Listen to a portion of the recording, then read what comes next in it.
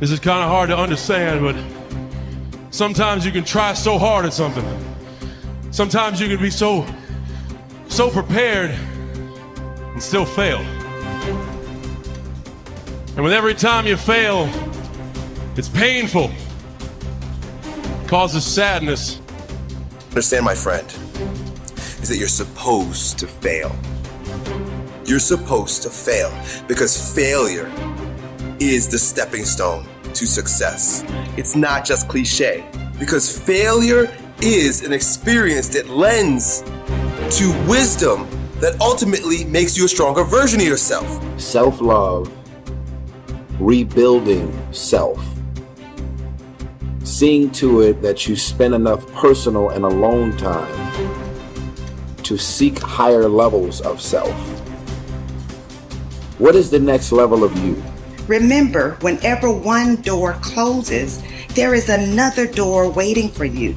Don't second guess yourself, and don't be so afraid of failing that you create excuses instead of producing results. Every day, you have another opportunity to be and do what you were meant to do on this earth. This decision you're making right now will determine your outcome of your tomorrow.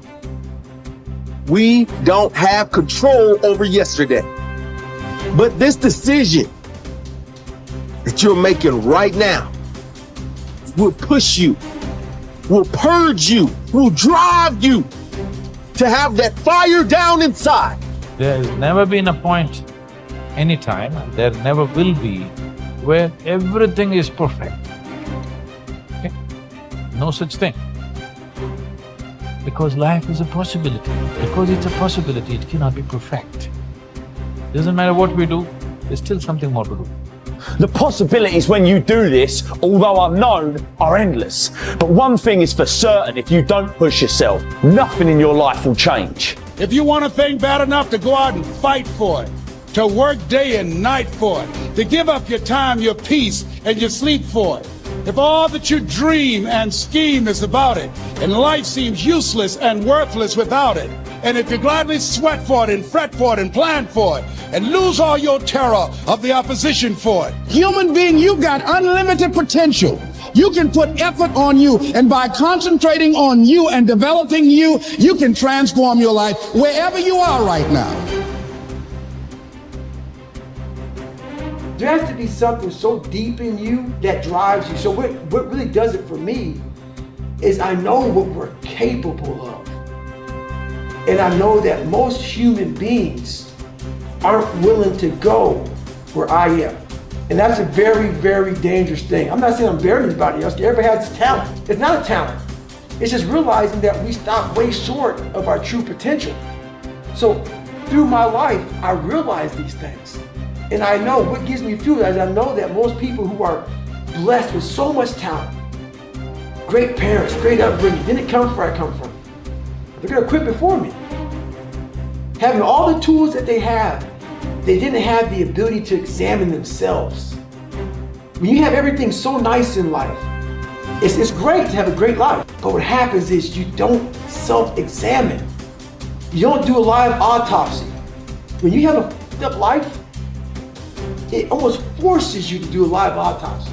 It forces you to find strength from places that no one looks from.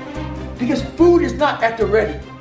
You know, I have a learning disability. It's not at the ready. I can't just pick up a book and start reading. Right. There's preparation behind everything I do. There's everything I do has to come with so much preparation. It's despicable. It makes me sick. My own personal life makes me sick. That's why I'm so disciplined now. Without my self-discipline, there is no David Goggins. Like, I can't stop reading. I won't be able to read tomorrow. I will lose it that fast. I cannot stop going to the gym. My mind is set up in a spot where, hey, the second I stop, it wants to stop. Because I had a quitting mind growing up. When you get beat the shit out of you all the time, your mind wants to go to that nice spot where you're comforted, where you're not trying, where shit is easy. That's where your mind, it doesn't want to think. You have all these things in the mind, and the mind can only absorb so much. So all the pain it has to go through, it wants to push it away and say, let's not do that. So every day I'm fighting where the mind wants to go. So it's a constant evolution, man. There isn't a better way to live your life. There's no right way and wrong way. There is only the way that gives you more energy. There is only the way that gives you fulfillment. When you have those things, when you're fulfilled by what you're doing and it's giving you, the harder you pursue it, it's giving you more energy, you're on the right path. As the Greeks would say, segolodromo, I can't believe I messed that up. Segolodromo, which means you're on a good road. And that's what I want people to understand. Like, yes, I preach a very specific path, but I don't think that it is a universal path. And so the only universal path is to do the things that give you fulfillment and energy. So if spending time with your friends gives you that, then you should be spending more time with your friends. If dating gives you that, then you should be dating. So you don't need to want to be the best in the world at something. You don't need to want to make a lot of money. You don't need to want to be an entrepreneur. They're literally just stand-ins. They're proxies for fulfillment and energy creation. That's it. Many people have had difficult experiences growing up. They have fallen onto hard times and become associated with the wrong people. They have behaved in ways that were illegal or socially unacceptable. Sometimes they have even been convicted and sent to prison for their crimes. But at a certain point in life, they decided to change. They thought seriously about the kind of person that they wanted to be known as and thought of in the future. They decided to change their lives by changing the values that they live by. By making these decisions and sticking to them, they changed their lives. And what others have done, you can do as well. Remember, it doesn't matter where you're coming from. All that really matters is where you're going. If you were an outstanding person in every respect, how would you behave toward others? What sort of impression would you leave on others after you had met them and spoken with them? Imagine you could be a completely excellent person. How would you be different from today? The moment that you begin walking, talking, and behaving in ways that are consistent with your highest ideals, your self-image improves, your self-esteem improves, your self-esteem increases, and you feel happier about yourself and your world. For example, whenever you are complimented or praised by another person, or given a prize or an award for accomplishment, your self-esteem goes up, sometimes dramatically. You feel happy about yourself. You feel that your whole life is in harmony and that you are living congruent with your highest ideals. You feel successful and valuable. Your aim should be to deliberately and systematically create the circumstances that raise yourself. Esteem in everything you do. You should live your life as if you were already the outstanding person that you intend to be sometime in the future. Decide today to be a man or woman of honor. Resolve to tell the truth and to live in truth with yourself and others. Crystallize your values in each area of your life. Write them down. Think of how you would behave if you were living consistent with those values and then refused to compromise them for any reason.